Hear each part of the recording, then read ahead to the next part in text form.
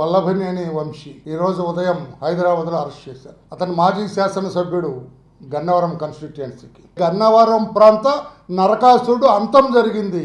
ఇది దీపావళి జరుపుకుంటాం మేము.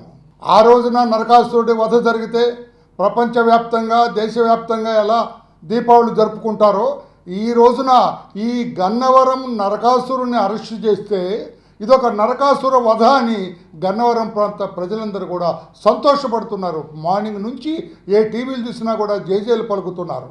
ఏమండి, ఆయన ఎవరో మాట్లాడతారు. అమాయకుడిని అరెస్ట్ చేశారు.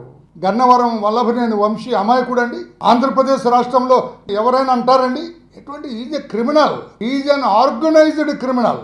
వల్లభనేని వంశీ అనే అతను ఆర్గనైజ్డ్ క్రిమినల్. అతను నేను పోలీసు భాషలో చెబుతున్నా, ఏ సైలెంట్ కిల్లర్. అతను ప్లాన్ వేస్తే మూడో కంటికి కూడా తెలియదు అంటాడు. ఏదైనా భూ కబ్జా చేయాలన్నా, ఎవరన్నా ఒకరిని లేపాలన్నా, ఒకరి మీద అత్యాచారం చేయాలన్నా, అఘాయిత్యం చేయాలన్నా మూడో కంటికి తెలియదు అంటారు. అంతటి నేర నిష్ణాతుడు అతను. నేరం చేయటంలో నిష్ణాతుడు అతను.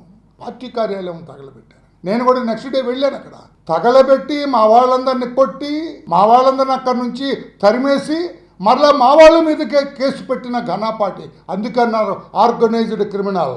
నేరం పట్టిసీమ మట్టంతా కొట్టేసిన వాడు. పట్టిసీమ మట్టేసి అప్పనంగా మింగేశాడు. కంసుడు లాంటి వాడు.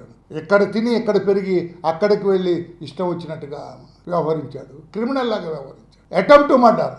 ఎన్ని కేసులు ఉన్నాయి అతని మీద? దొంగ పట్టాలు పంచాడండి. Forgery documents. ఒక్క కేసు కాదు, ఒక్క నేరం కాదు అతను చేసింది. ఫోర్జరీ డాక్యుమెంట్స్ క్రియేట్ చేశాడు అతను. అతన్ని అరెస్ట్ చేయడంలో రాష్ట్రం అంతా కూడా అతను అరెస్ట్ చేస్తారు. అటువంటి క్రిమినల్ ఉండటానికి లేదు. అతను ప్లాన్డ్గా క్రైమ్ చేస్తాడు. పేరుకే ఎమ్మెల్యే కానీ పెద్ద నేరస్తుడు అతను. ఆలస్యమైనా కూడా న్యాయం జరిగింది. ఎట్టే పరిధిలో చట్టానికి చిక్కాడు అతను. తప్పకుండా శిక్ష అనుభవించవలసింది అతను. 2 రోజులు ఆలస్యం అవ్వచ్చు కానీ కానూన్ కా హాత్ బహుత్ లంబీ అయ్యి చట్టం చేతుల్లో నుంచి ఎవరు తప్పించుకోలేరు. దానికి నిదర్శనం ఉదాహరణ ఈ రోజున వల్లభనేని వంశీ.